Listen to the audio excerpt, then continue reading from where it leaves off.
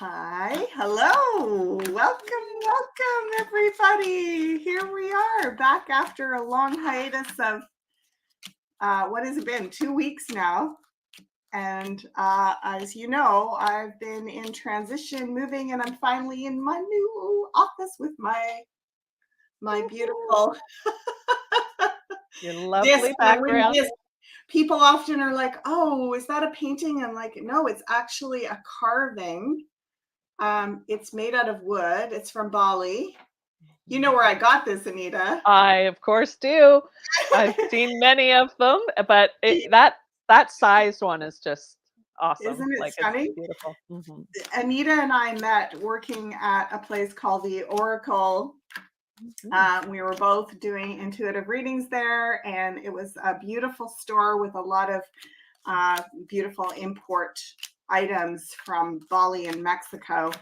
And so I got this while I was working there, and that's a few years back now. So it's come with me, it travels with me, it becomes my blue crown chakra halo Yes. backdrop. It helps me immediately sort of come into the space and be like, I'm here, ready to channel. How are you doing, Anita? How is your week been? Your couple of weeks? Yeah, thank you. I'm doing all right. I feel like a lot of people who I talk to and people I'm doing sessions with, it's a lot going on right now energetically. And we're going to get into it. We've already looked at the questions that are here and can relate to what is being asked. So it's going to be exciting to dig into how that is connecting with energetically what's happening for everybody. And Mhm.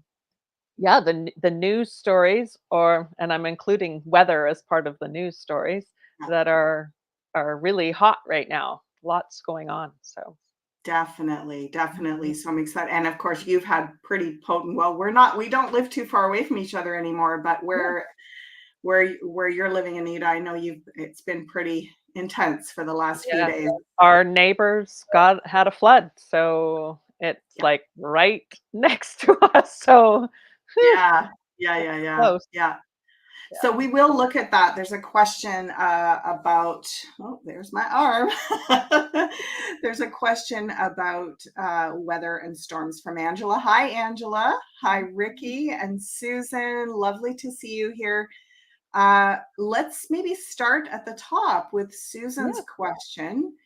And we were just quickly sort of touching base, Anita and I, and Mhm. chatting about it at the beginning here. And so I want to bring what I was aware of with regard to this question. I'm going to actually put it up here. There we go. Mhm. So, was the Sphinx originally a goat? Part one.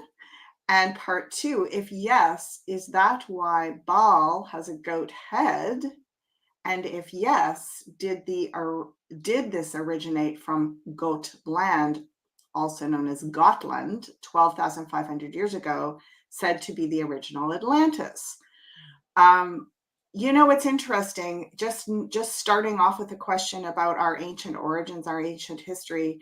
It feels like it's so powerfully grounding for us to remember that we are part of this cycle of ongoing change, and that every 2,500 years, according to the precession of the equinoxes, we go through a great transformation. We go through, I want to say, a cultural consciousness transformation.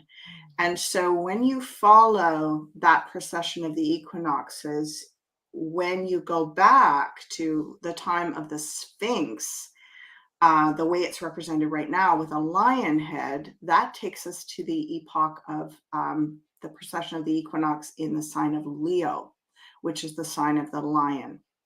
And that, Anita and I just got the calculator out and did the calculations. And it was, what was it again, Anita? How many years was it? So exactly what Suzanne said, the 12,500 brought us into the epoch of Leo. That brought us to the transition of Leo, Yes. right? So each one of these epochs is 2,500 years. The full cycle is 2,500 years times 10 times 12, 2,500 times 12. Might Oh have to my god, get the no, maybe calculator. 30,000. 30,000 then would it be for Oh, I 12? don't know. We need the calculator Because again. it was, I think it was 5 epochs back is the 12,500, Yeah. and you were saying that it would probably be I think 25,000 to it's get 28 or something. I think it's anyway, into someone do the calculation, let us know. I into think it's around. Capricorn, you were saying if it goes Yeah. right, So so if we go back to the time of the goat, that is actually 10 2,500 year cycles. The whole thing, I think, takes 28,000 years to complete. But when we do the 10, go back 10 cycles, that takes us to the time of Capricorn, which is the sign of the goat. So so it's actually 25,000 years and double what Suzanne put here.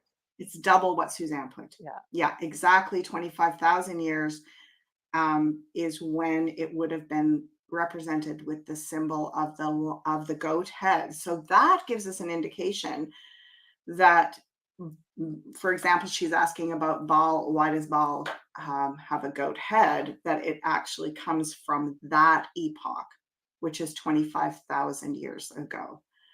And that the lion is the newcomer, being only 12,500 years ago, right?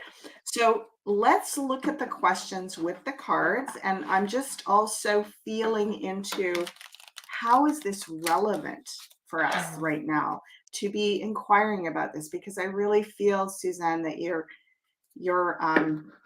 well, the guides are saying you're right on the money, so I don't know what that means, but I do know that Capricorn rules, among other things, finance. So everything to do with us feeling like secure and having surplus, having financial, uh, whatever that looks like, whatever finances were represented with back in those days. We are looking at a time where, providing for all people would have been a priority. And the sign of Capricorn does that through massive organization, administration, right? It's all about hierarchy and structures and setting up these systems.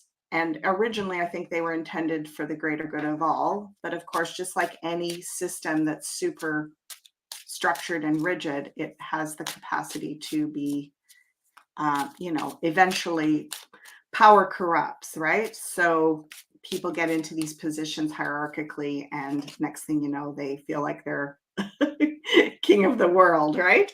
Mm-hmm. So I feel like your question, Susan, is actually very, very timely, because there's something about what we're going through right now.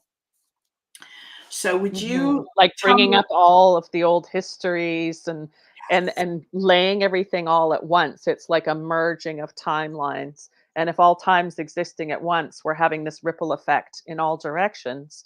The work that we're doing now, but I'm hearing from a lot of people how they're randomly running into people they haven't seen in a long time or thinking of them, and Mhm. it's stirring things up within them, getting triggered, and it's like it's not that this is the first time it's happened. In fact, it really started to step up 2020, 2021, hearing about these patterns, these rhythms where it would come in and out. It feels very heightened right now in a Mhm. way that it even more so than ever in what I'm feeling and sensing, and what I get is that it's to in order to heal it all of the time when we're getting these things to heal it, but it's very Healing. profound, and it can really also throw us off right now because it's like I'm already dealing with so many things and potential floods and weather, and now I have to think about this thing that bothered me so much back in high school, and it's right there again. Like, Right? oh my goodness. Uh, but hopefully it's getting easier in that sense when you can get Mhm. that calm, heart-centered breathing going and just be like, that has no power over me anymore. I don't know Mhm. why it ever did. Well, we can say we were caught up in Yes. everything, and that's why. Um, but relating to this question, very often what I'll get when things go really far back is it kind of flat for me because there's so many, again, getting into different timelines. There's so many different possibilities of what that can be.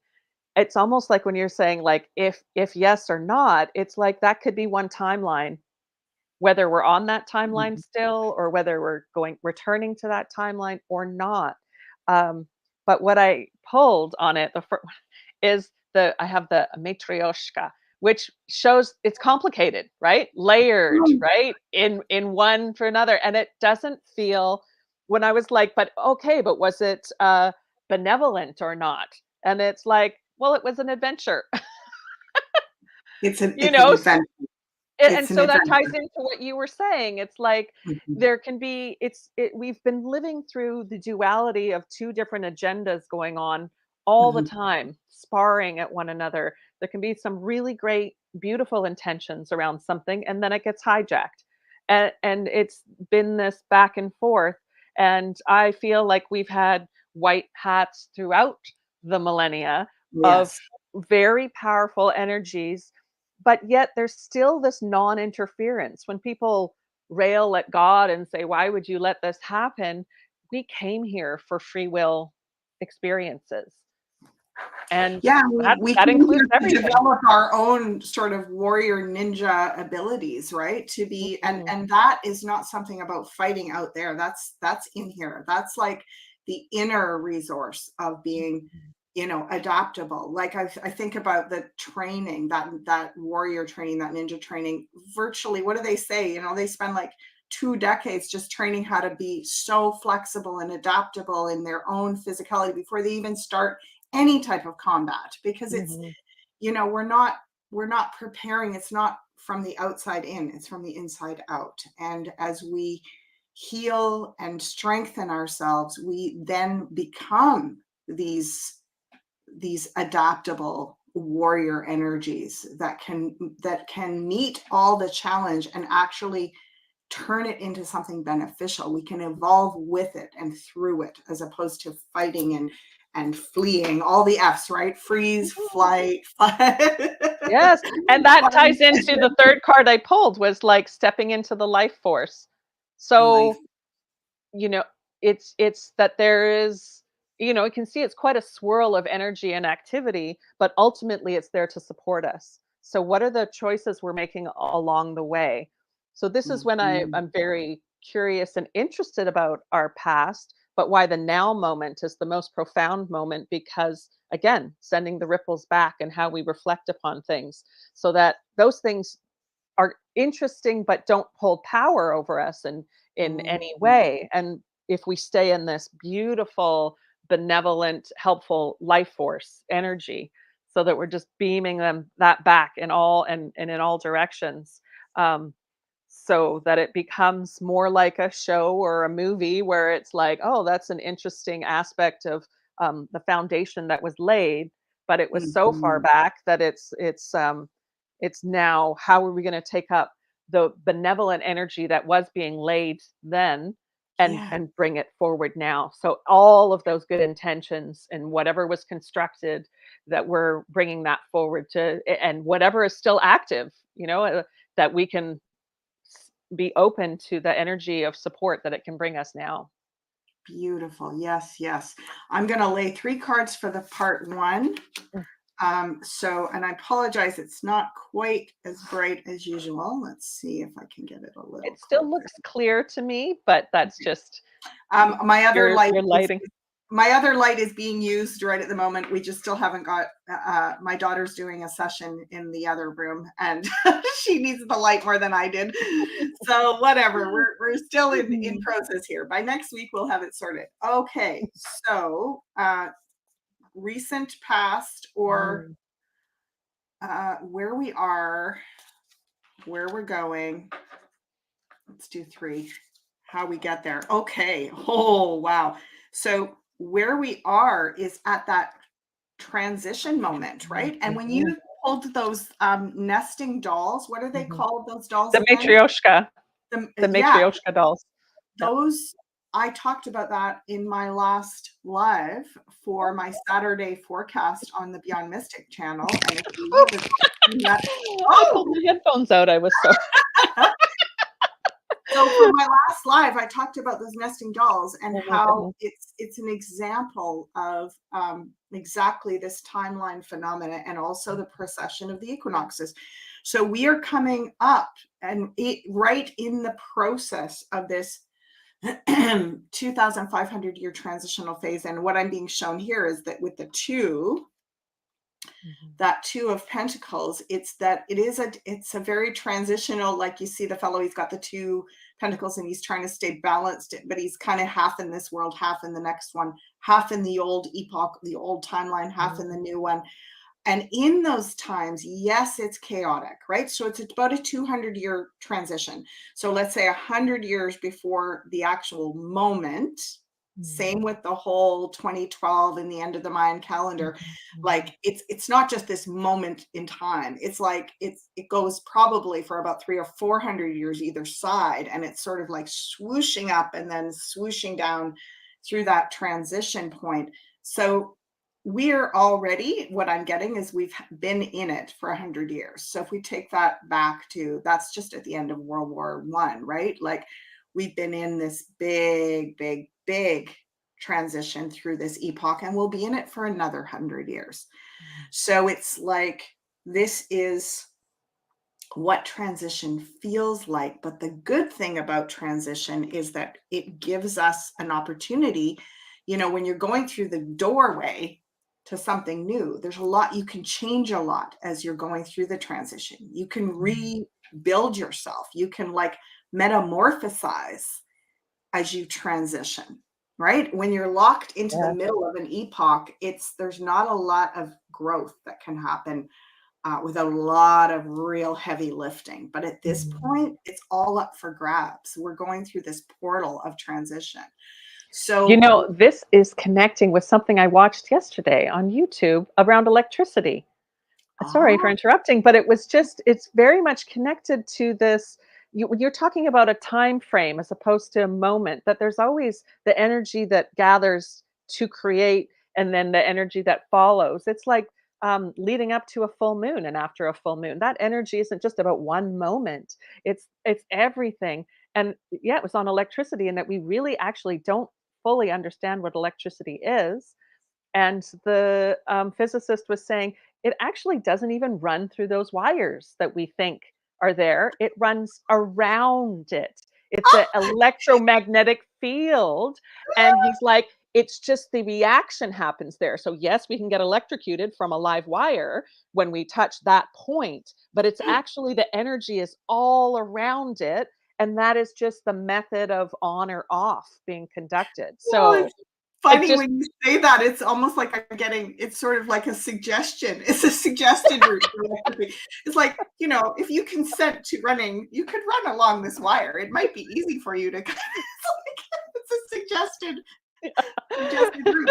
And so yeah, that's and it's like, really, or if not, you can take another route, or can we create yeah, routes with our amazing electromagnetic beings? Well, of course we can, but we're totally. learning. So, Totally. And this gets into what your presentation of heart math, which I'm getting back online now, Anita. I just okay. modified it yesterday, so we'll get that published this week, and check that out, folks.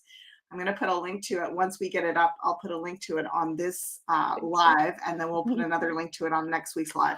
So back to your question, Susan. I'm sorry. We digress a lot and ramble a lot, but it's actually the ramblings and the musings are like gathering. Your question, it stimulates all this open, expanded perception coming towards us. And in a way, I want to say, like, all of your questions are like literally like the dowsing rods. And do a little plug for my course while I'm at it. So I just launched my dowsing level 1 on the Beyond Mystic channel. I'll put a link to that below as well, and you can access that. It's I think the cost is $33 US. It's 2 hours of instruction, all pre-recorded. There's 4 modules, and there's even a 10% discount right now. So it's pretty affordable. And then there's going to be a level 2 that will be put out early December, a kind of companion course to that. So level 1 is working with a pendulum. And so this energy of directing the moment, as Anita was saying, how do we channel the electricity? Was the Sphinx originally a goat? Again, I feel like at one of these transition points, it was likely very, very, very long ago. But when your guides and the collective guides, Susan, are saying when we are in these transitional 200-year periods going between the precession of the equinoxes every 2,500 years, we actually have more access to the whole spectrum. So we can go back to Gotland. We can go back to the time of the age of Leo. We can go all over the place, timeline-wise, and kind of do repair work. Like, we're so much different than we were when we entered the age of Pisces 2,500 years ago. So it's like we can do it. It lights us up. It gives us, it invites us, this little page of wands, it invites us to activate all the timelines. And how do we get there? We go through this great portal. As we go through the portal, it's almost like they're saying, it's sort of like when you do the on Star Trek, where what was that thing called where they dematerialized you and Yeah, the transporter. the Yeah. Yeah. transporter. It's Yeah. like that. So, even in the next 100 years, we're kind of continuing to go through the transporter. But the harder part of that is behind us. Like the first 100 years is really tough because you gotta like get oriented with all the blasting energy. Everything is just expanding so rapidly. And when we're right at the crux, which is where we've been, well, really for the last 20 years, and so the next 100 years is a lot more, it's sort of like the downhill easy ride and the enjoyable ride of like, let's learn how to work. She's got these two rods. Again, electricity is interesting. Let's learn to work with this new energy. So I would say that what we know as the Sphinx was it the exact structure that had a goat head, or was it that location? Let's go on that. Was it the structure? Okay. The Fool, when the Fool comes, it means we're not meant to know right at the moment. Yes. Yes. You know what? I got benevolent creator God. So, I mean, that goes really big, right? A That's lot big of with the possibilities. Fool. So there's more stacking dolls to uncover. And we're not going to be able to understand it as well if we just put that label on it right now and say, yeah, it was that exact structure. It's what we need to know is, let's now look at why Baal has a goat head.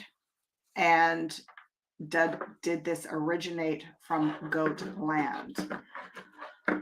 So is my Yes, hunch so it correct? it it feels like again this back and forth has always been at play, and why benevolent creator God came up. It's like this was something we chose to engage with and engage in, so that there's so much going on. There's so many um different thought processes and ideas, and oh, I know this is going to raise our energy, so there was the benevolent one, and then that was trying to be squashed. Oh, I know how I've heard it being put too, is that only a benevolent true human being can create. The non-benevolent can only try to copy. Aha. So there is no true divine essence to it. And that's why it will always eventually fall short, because it's always a copy. Even though there can be a lot of power that can be gathered, it's still not genuine and pure the way it is when it's coming from a benevolent human or benevolent creator God, or, that's when we get into angels and fallen angels, and those that were already had that higher energy, but how they were choosing to use it. Mm-hmm. So mhm. So Mm. um, why did Baal have the goat head? Does it originate from Goatland or Godland, which could have been the original Atlantis? So where we are.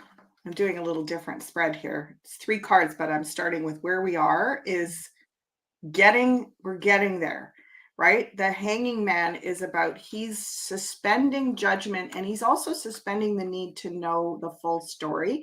It's almost like, you know, if you eat a big meal too fast, you can't digest it. It's like we have to take this in little bites. We have to make this assimilable, even though we have extraordinary consciousness potential and phenomenal minds and imagination. The story makes more sense if you go slow and just start integrating all the little pieces. So we're on to something. You're on to something here, Susan, is what I'm hearing. Okay. So why did Baal have a goat head? Was this Atlantis? Was this Goatland? Was it from the epoch that I was talking about that was 25,000 years ago? Okay, I'm going to say where we're going and how we're getting there. Right, so where we're going, this could indicate the sign of Capricorn. It technically, there's ram's heads on there. You see that on the Emperor's throne, there's ram's heads. So not exactly goats. And the time of the ram is from the age of Taurus. And during the age of Taurus, we had all the bull cults, like the Minotaur and the, you know, the fixation around the energy of the bull. Also a lot about hierarchy, power, control, dominance, and so on. So I feel like what I'm being shown is that Baal is actually more recent, and it didn't have the goat head because of that it was from that time. It was actually being used in the time of Taurus to gain some kind of control over people, is what I'm hearing. Because the emperor, I mean, he can be, just like Anita was just saying, he can be very benevolent. But when we got really, Taurus was a lot, the age of Taurus was about getting fixated in the physical. Now, the age of Taurus was 5,000 years ago. Let me see if I get this right. We went into Pisces 2,500. We would have gone into Aries 5,000. So yeah, it would have been between 5,000 and 7,500 years ago. So, you know, that takes us back into that epoch, even into, you know, ancient Greece and all of those timelines. There was a fixation around control and really working with that Capricorn structure and hierarchy energy. And I think that that's when Baal got the goat head, is what I'm being shown. Not 12,500 years ago. And not 25,000 years ago, but about 7,000 years ago is when Baal got that. They're just showing it, like just putting that on, almost like we would put on a character now and say, I'm going to, like, it's sort of like it was a revival, right? It was a revivalist movement where they were like, let's tap back into that, probably right around the transitional time. They were like, let's tap back into that Capricorn energy. And so Baal is like a throwback. Now, was the original from Gotland? I'm hearing that's really far back, is what I'm hearing. We've got this 3 of Wands. How we get there is we have to even cycle further back. And so interesting. I'm wondering if it could be more than 30,000 years. So again, Susan, you've opened up a huge can of worms here. And it's one of the things that fascinates me is looking at ancient history. I know I really get what you're saying, Anita, about it does feel quite flat, but it is almost like what we do with that information, you're Mm. absolutely right. We activate it, we bring it to life and make Mm. it relevant, just like they did a throwback, like they were like, okay, we Yes, get, yes, the tie-in there. yeah, Mhm. they were like, Because we it's want, like pulling on that energy. It's like, what do we feel is relevant for us? And in that case, when it was non-benevolent, they were trying to pull on, trying to get stronger through those old currents that were already. So we are the currents that keep everything going, and which is why you, Ashala, are always talking too about reframing things and the putting things into the light of getting proactive about what we can do about things, and mhm, instead of spiraling down with things that are weighty, even though we need to look at them. It's like, how can we look at them through the lens of light and shine light through? So that's more to what I'm explaining with. I feel like it falls flat for me because I don't give it a charge. I, mm, I I reflect on it, and there's so many things that are hidden for us, or as you pulled before, it's not exactly time for us to know.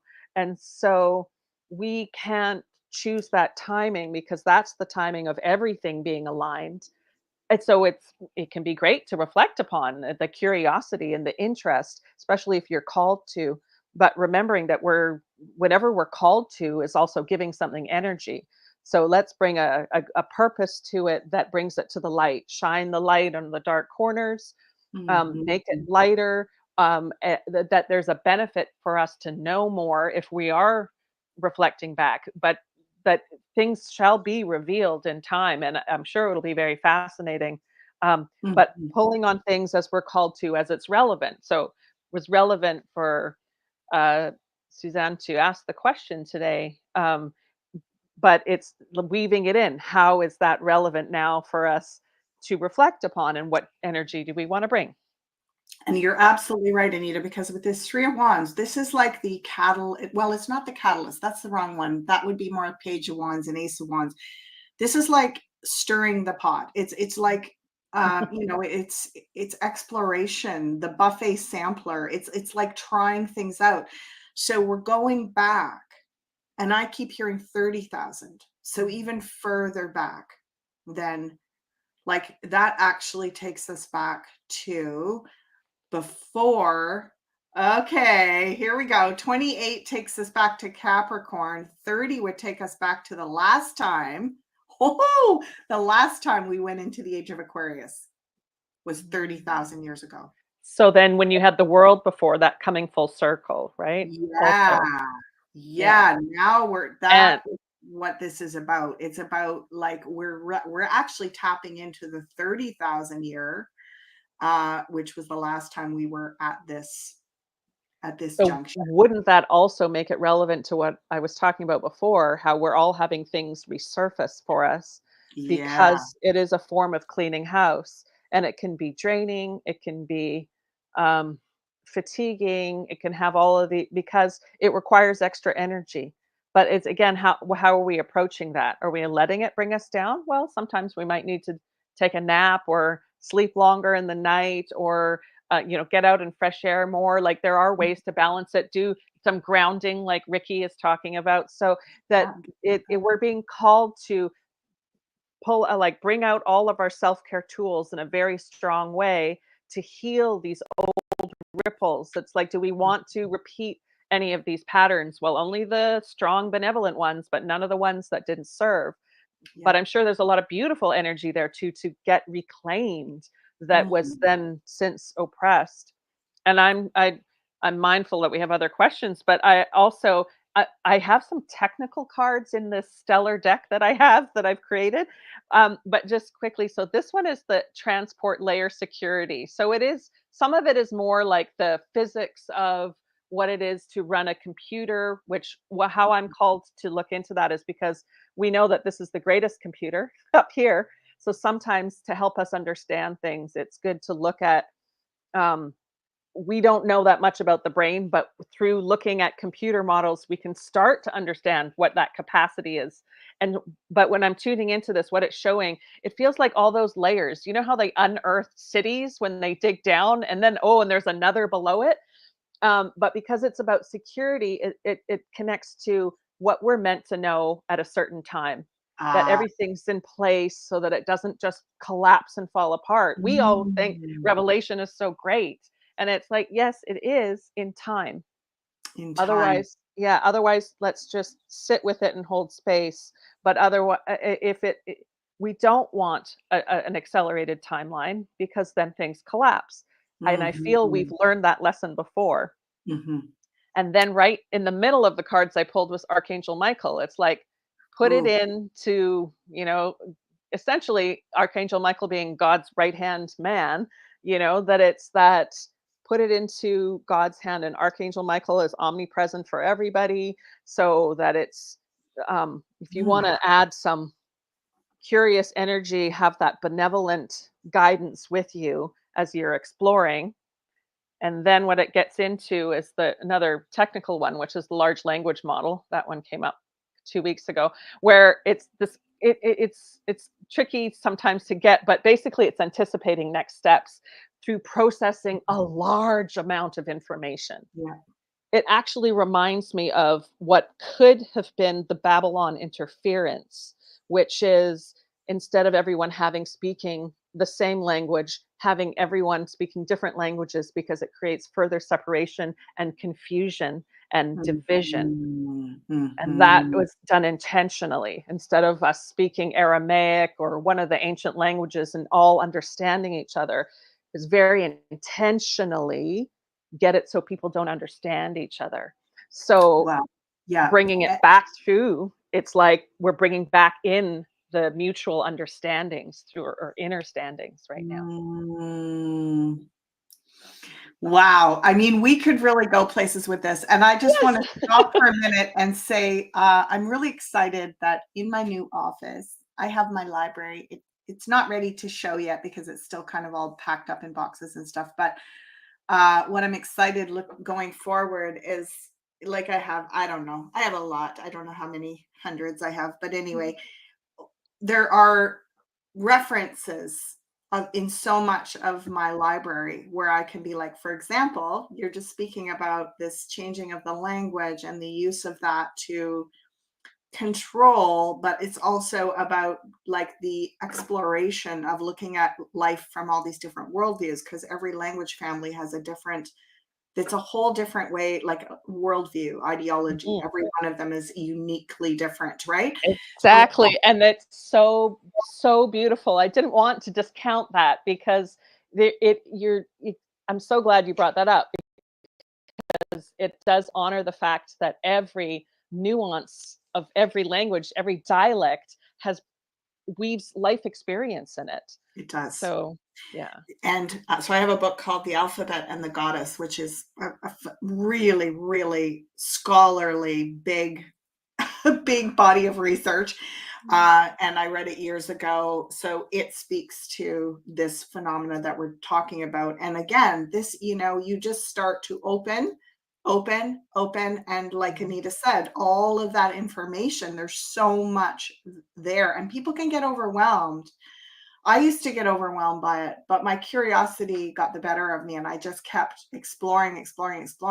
I used to think I was going to get the big picture at some point. It was all going to lock into place and I would have the answers. And now I realize what I'm getting is a larger and larger perspective of reality, which allows me to grow into being a bigger being. Like I can Mhm. be more have these different dynamic worldviews because I've explored. It's like someone that's traveled, Mhm. because when we travel with perspective and information that isn't what, not the kind of history we learn in school that's just basically designed to keep us in this very limited framework of Mhm. what reality is, but history that we literally draw from thousands of sources.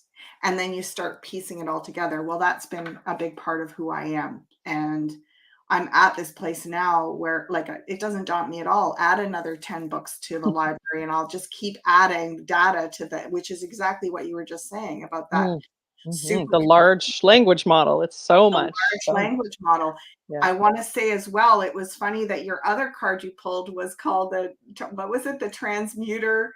The transport, layer security, So TLS, yeah. like the transporter that we were Yes. talking. Yes, yes, and to have it be truly benevolent, it has to have layers of security, right? So it can't be hijacked, it can't be, dark agenda, light agenda. This is what we're Mm. really scrubbing the energy, as I always get shown, to really bring forth this new age that we're in a way that's never been experienced before. Really, lots of love and light coming through.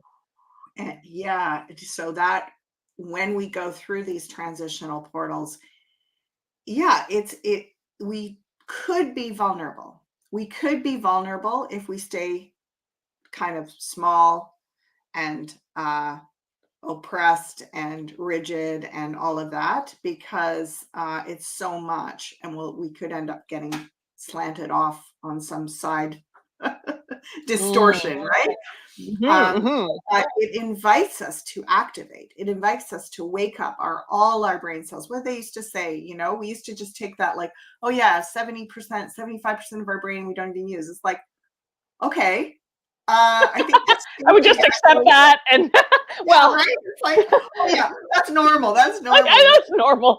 WTF is going on here, right? Like now we're Or like, or when they talk about junk DNA, it's like, why would you even use that word to describe right? it? It could be like mystery DNA, but like junk DNA? It's like, how about we just don't know yet? Yeah, right. How about doesn't that open your mind and heart to all the possibilities? And that's where we are. So we're at that place. If you take Mm, it, and I always say to people, explore with curiosity and joy. That's my tagline for all my mm, teachings. Because if it makes you stressed, if you get scared, it's okay. You're just not ready to go down that little rabbit hole yet. Like that's okay. You can come back to it another time.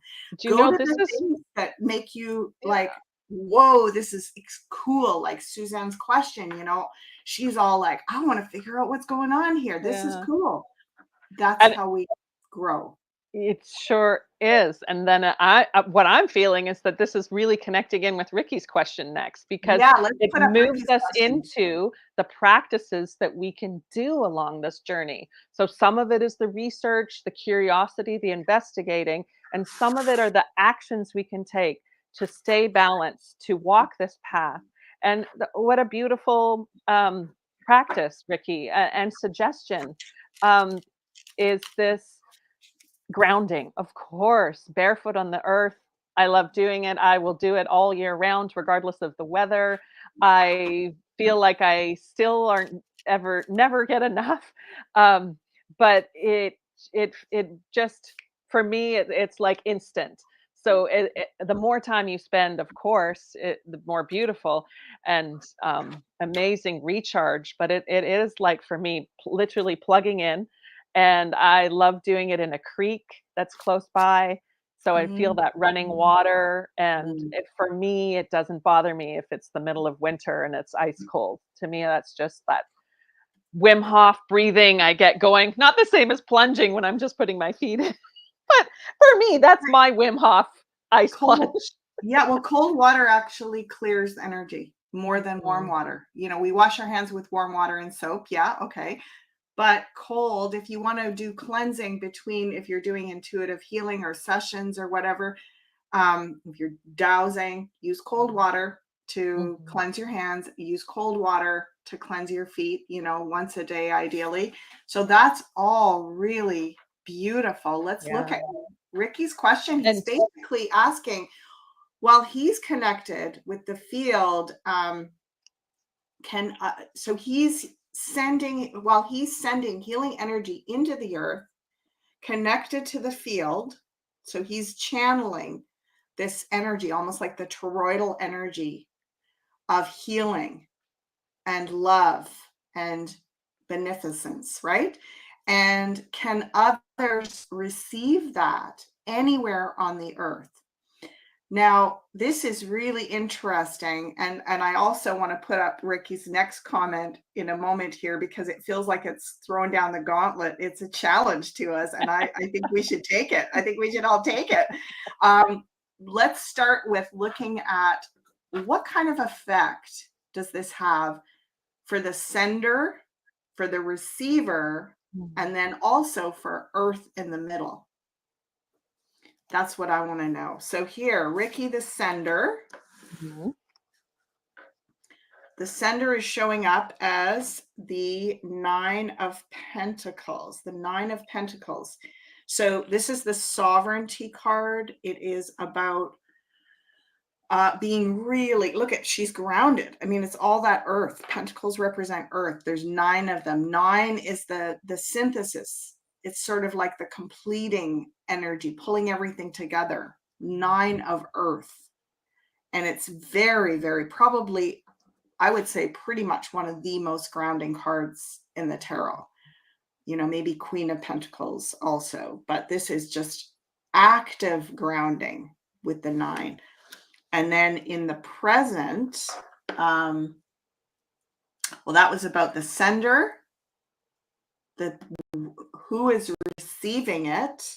Oh, look at that. Knight of Cups. So Fill your cup. fill your cup. And Yeah. anyone who's on that frequency, who's ready to be healed.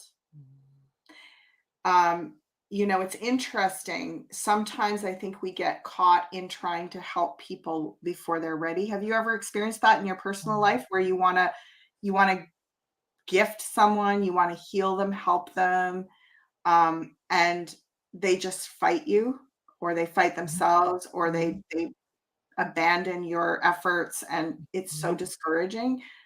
It feels like, you know, it's a free will. Like, this is sovereignty, this 9 of Pentacles. Everyone has the right to choose when they open their heart to receive healing.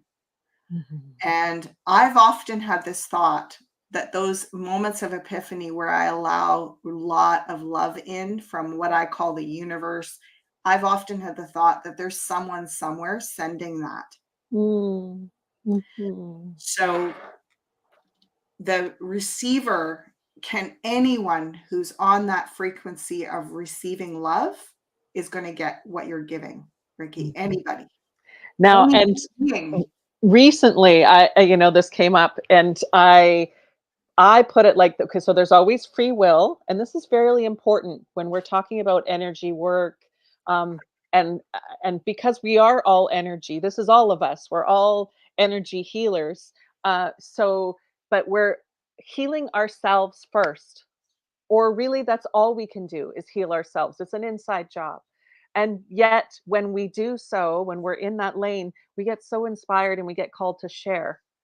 But it's exactly like what Ashala is saying. It's only that person can choose to be open. And so it's like someone sending out a prayer for help, Mhm. and your benevolent, high vibing energy is an answer to the prayer. Just like you were, yes. So it's like what you were saying, Ashala, that someone's sending it out, but that this only works when we're high vibing and when we're in that free will choosing. So that isn't to say that there aren't dark energies and dark spells. Of course, unfortunately, there is that. But as far as when we're making free will choices around things that are on the benevolent side of things, it's Mhm. always this love and light, high frequency work. It's very separate from dark energy work. So, but yet it's still free will. That's why even guides, angels, they say, ask, ask. There's this Mhm. permission piece that's required. So it's a Mhm. beautiful, putting this forth, because you're healing yourself in the process, and Yeah. you're putting out the energy for anyone to receive who's ready, who's just put that prayer out like, please help me. That and Yeah. you're filling that because you're facilitating. Beautiful. Beautiful. Now Mhm. let's look at Earth. Oh, Earth. And I'm going to pull one more card actually, which is, how does this come back to Ricky? Mm, So it's almost like the full circuit here. And Earth is coming into high frequency balance. The 6 energy is reciprocity. mm, So Earth likes reciprocity. Earth likes the being, the consciousness of Earth likes to be part of a circuit of mm, sharing. right? I mean, if you look at natural law, it's all, this is something that I really want to help re-educate humanity around, is shifting out of survival of the fittest and competitive. The natural law is about competitiveness, and my perspective is that natural law is about synergistic sympathetic relationship. It's a lot about everything has its moment to give and receive. And when we come into alignment with that, it makes the whole journey less, I want to say, violent. It's this idea that we suffer on this planet, and it's a dog eat dog, competitive climb over another for the to be the top of the food chain or whatever. It's just like all of that to me is kind of like a gross, um yeah, it's a gross imbalance. And Earth loves balance. Earth is all about, the laws of, what is it? The law of, what goes up must come down. Like it is a universe of balance.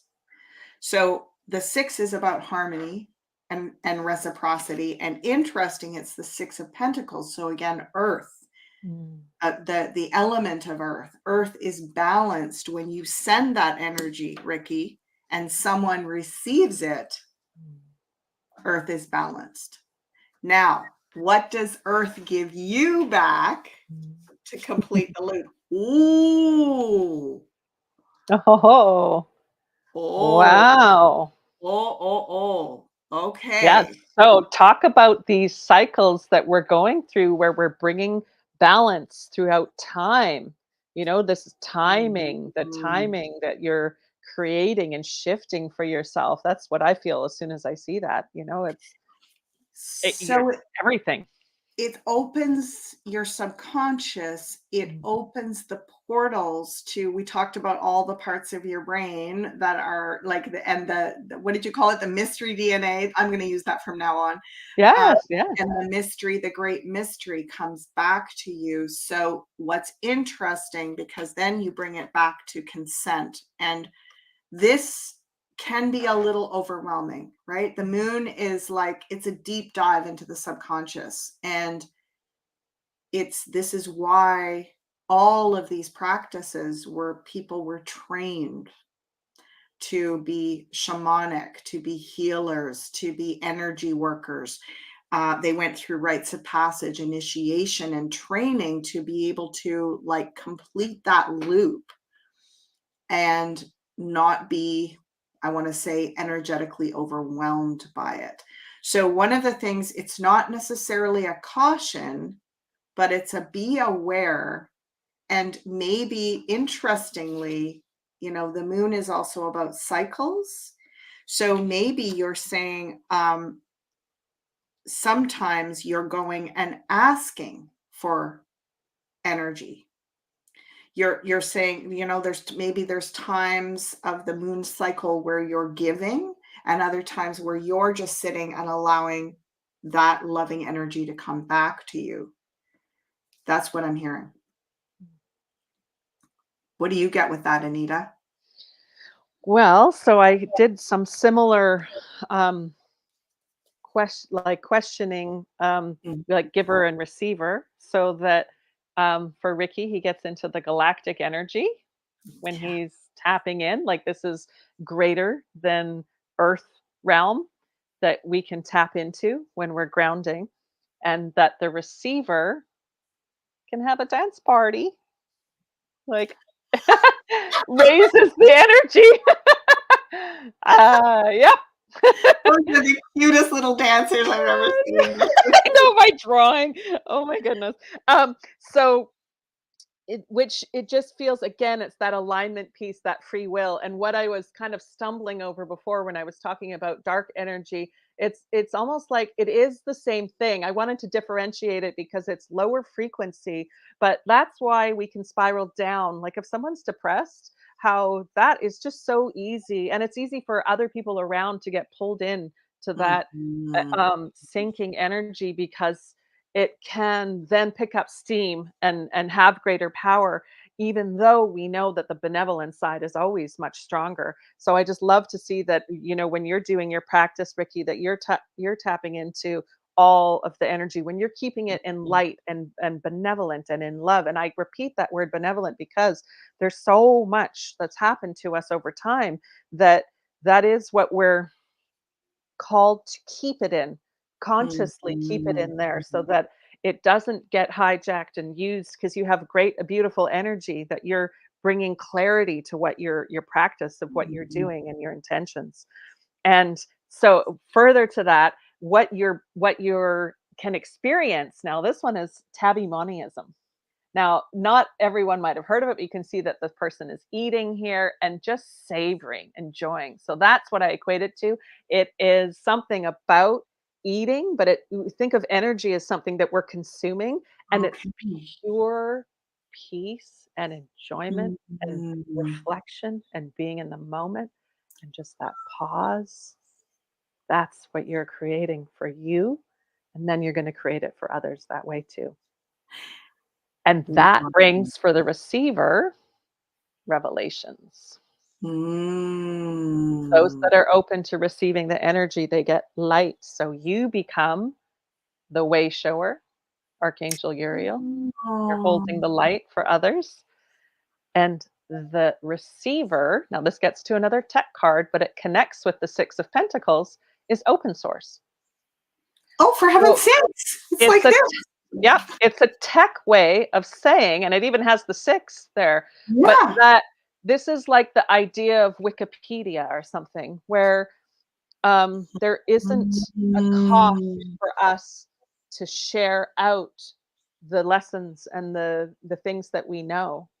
So this is what happens is when you help elevate someone in it, you don't even it's one of those things you don't even need to know, right? It's like when you don't even need a thanks or anything because Mhm. we're doing it purely benevolently. That's what you're passing on is for that person, the receivers that are open energetically to become an open source that everyone in that same energetic line that you were describing, Ashala, where it's like if they're in that frequency, that alignment, then they can tap into it and then it's available for others, which is what we want to create, non-competitive, this the shifts that we're doing. What can we Mhm. create that's open source, that's more accessible for everybody, not just elitism. This is for Yes. everybody. Yes, yes, beautiful. Well, and Thank it's you. interesting when you were saying that. What is that amazing word again of that Oh, one card? tabby monism. I know it's such a Tabby monoism? Yeah, so Tabby mono. it's usually known as a tabbymonist as someone who's maybe like an extreme version of a foodie, but still that it means so much more. It's really about the savoring. Okay. So that's Yeah. interesting because I was getting as well that you want the portal to be clear going both directions. So it is about the receiving and the giving both. Because like you're saying, it's taking time to fill your own cup. Mhm. And I get it that when you're sending healing energy, it heals you as it's going through. But that's different than almost passively receiving. Mm. So that's just interesting that they're showing like you're cycling it back through you. And also, there would ideally be times where you would allow it to just come in and just receive. So interesting. Mhm. Interesting. Okay, gosh, we are like running out of time here. Okay. All Hardly right. done.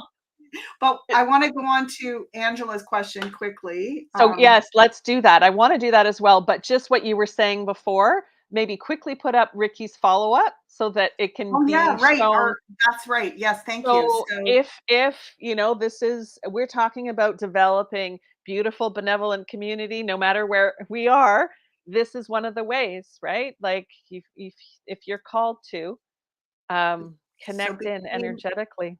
7 p.m. and 8 p.m. Central Time. And we will meet you there, Ricky. And then we can just check in next week and just feel how we felt. I love it. I love that you're Mm. putting this out there. not only the energy, but the invitation to see how we can share.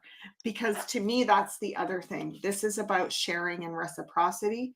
And it feels like we are on the tip of something, which is there's energy that goes one way, there's energy that comes back. But when we are consciously sharing, it's a whole up level of so much more energy. You know, it's like that. It's the energy of generosity and contributionism. And it's where I'm going with all my, I'm doing a series through Beyond Mystic called Financial Sovereignty.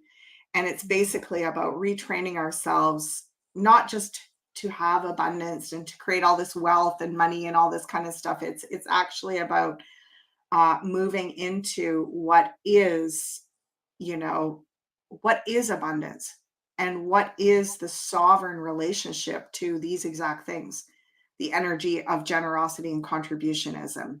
And Yes, we there's must actually, create. there's Sorry, deep science.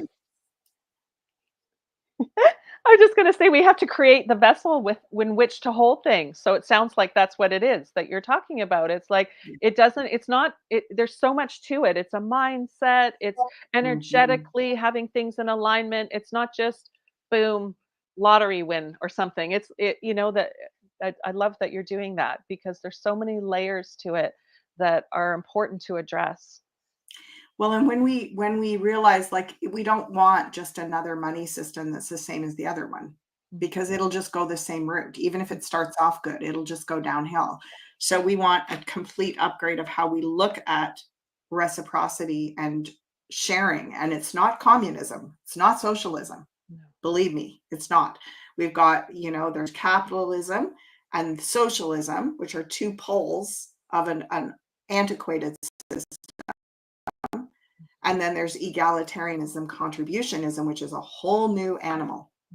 And that's what I'm going to be doing, some deep diving and Yes. lots of, research based, evidence based. Like, this isn't just about, getting all hippie and let's share and peace and love, man. Let's share everything. This is really, there's, there's systems in nature, there's systems in long standing cultures. Again, it's not just about survival of the fittest. And I can't stand when I see these historical documentaries that just paint all of our ancient ancestors as these thug-headed, like, just eking out survival and fighting each other. And to me, that's one portion of the story. The part that gets focused on is all the warring and all the conflict and all the competition. But that's really just the chaotic growth part of us. Our nature is like this. Our nature is to share and to create beautiful synchronicity and abundance everywhere we go.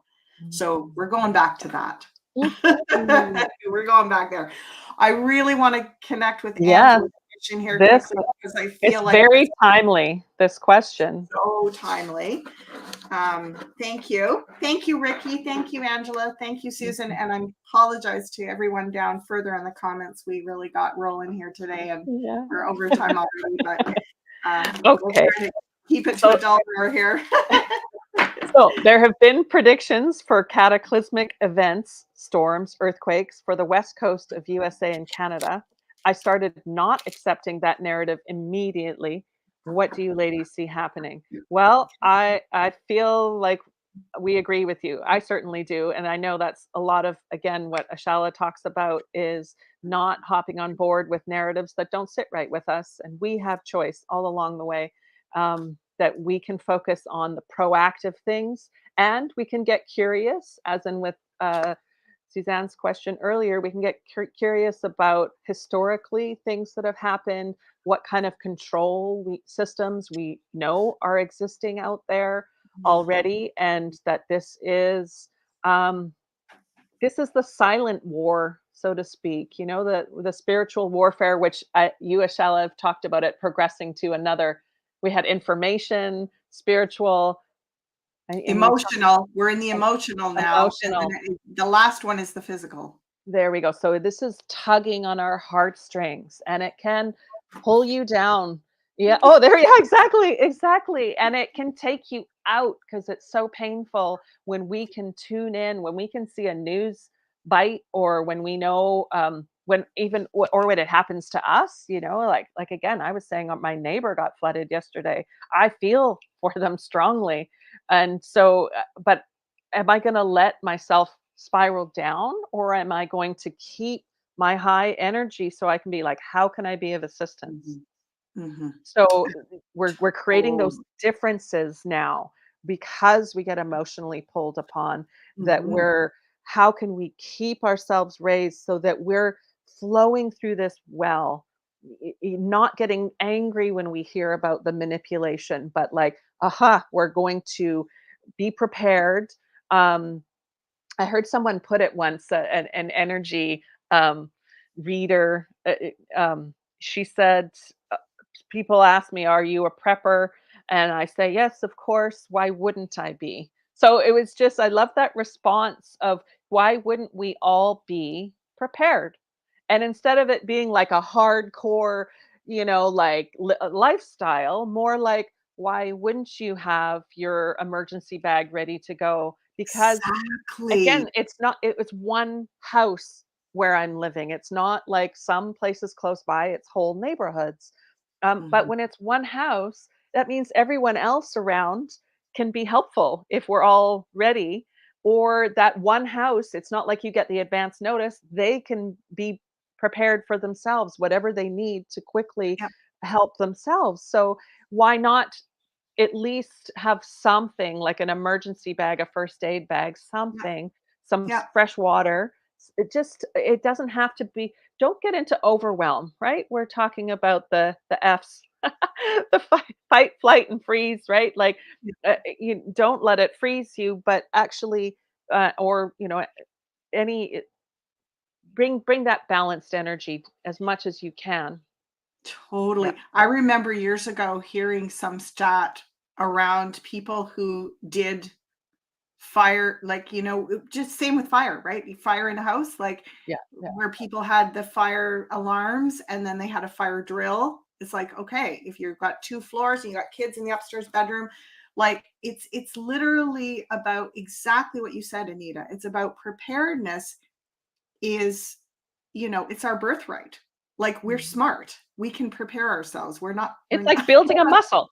It's it's like building a muscle, right? it's like Yeah. and so there's 2 things going on here. On the one hand, there's the dignity of being prepared, not paranoid, but prepared, which is actually common sense. And all of our ancestors did it. Like all of our pioneer ancestors. I mean, they had the root cellar that you went for the tornado, and they had the food stores and the this and the that and the backup water and this and that. Like, I mean, just you did it because they actually lived a more kind of raw, natural life where they were a bit more at the mercy of the elements, but they, were not so much at the mercy of the major perpetrator here. To me, is the mainstream media that is just promoting all this fear. And like, somebody wrote me the other day and said, oh, you're on the coast, are you having the atmospheric river? And I'm like, also known as rainy season. It's Right. like we've always had a rainy season.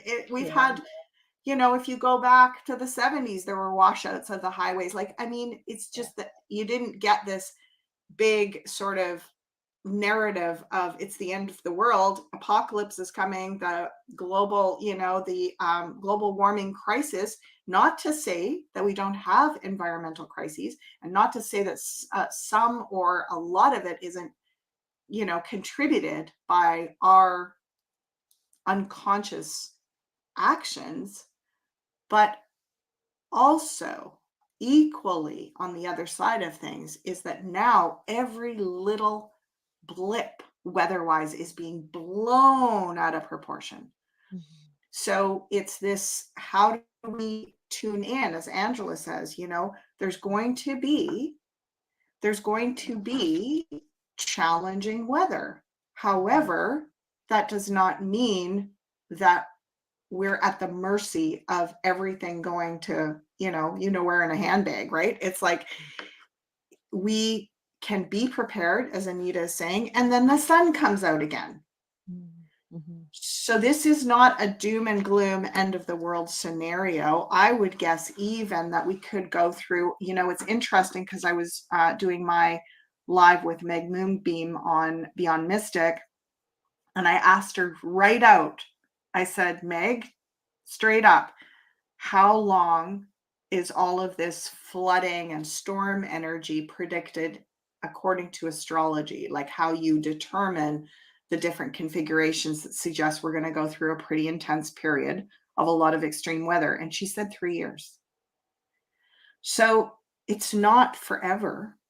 And it's just like, even in the Bible, whatever you had, like the 7 years of drought or whatever, like we've had this on this planet for eons and eons. We're back to the beginning of this live with the timeline. Like this has happened over and over and over again before it was being implicated by things like fossil fuels and the ozone depletion and stuff. We've had lots of stuff affecting dynamic transitional weather changes, and the sun will rise again on the other side of this. So I hope that is helpful. We're both, I think we're both saying prepare, because it's a dignified thing to do. Prepare and have we've got our, like, we're now on the coast again in earthquake zone. So we're just actually putting together our bug out bags, and it's not about like, living out in the wilderness for months and years on end. It's about, okay, we might have to go travel somewhere. And if there is some damage to a house that we're living in, it might take some weeks to fix that. And we might need to be able to, just be safe for at least a few days until the engineers can confirm whether or not the house is safe to go back into to get our stuff. So we need to have something for a few days. And if we need to run out in the middle of the night with hardly any clothes on, we need warm clothes and all our stuff probably either by the door or packed outside with the garden furniture or something, right? It's like, so we're planning that, and it's not about, oh, we're paranoid that there's going to be an earthquake. It's like we live in a place where there's earthquakes. So And that's where there's potentially some agenda of manipulation to keep us oppressed. And we know that that can be an escalation of the usual natural cycles being mm, intensified. yeah. So, going back to what you're saying here, Angela, too, of not accepting the narrative, it's beautiful for you to hold that space of what it's going to look like for you and what you'd like it to look like for others. Because again, that brings you to that medium energetic space of being balanced, calm, and neutral, able to better make decisions in the face of challenges.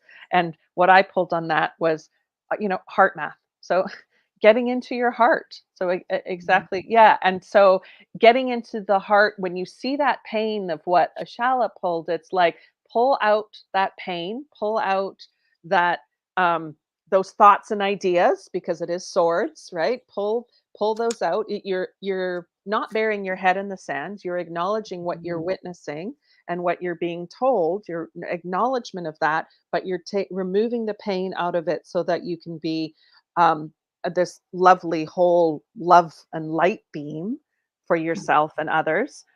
What I pulled next was stepping out of the false matrix. So the false storylines, when you have fear coming at you, oh, that's been built up around it, because we're walking that line of like, yes, there might be trying to build fear, but we also need to be prepared, as we've talked about. So it's not like do nothing.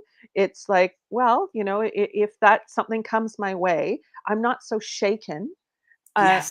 and Yeah. I'm staying safe because I'm aware, but Mhm. I'm not so down that I'm like, I can't hear this.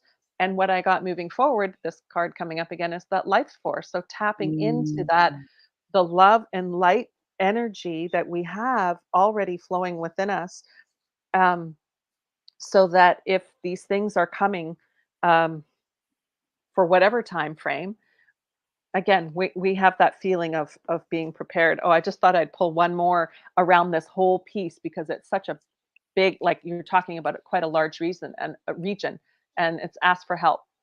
So that can be God, creator God, universe, Mhm. archangels, guides, protectors. It can be us on other timelines, whatever that is, Mhm. calling in for that benevolent help.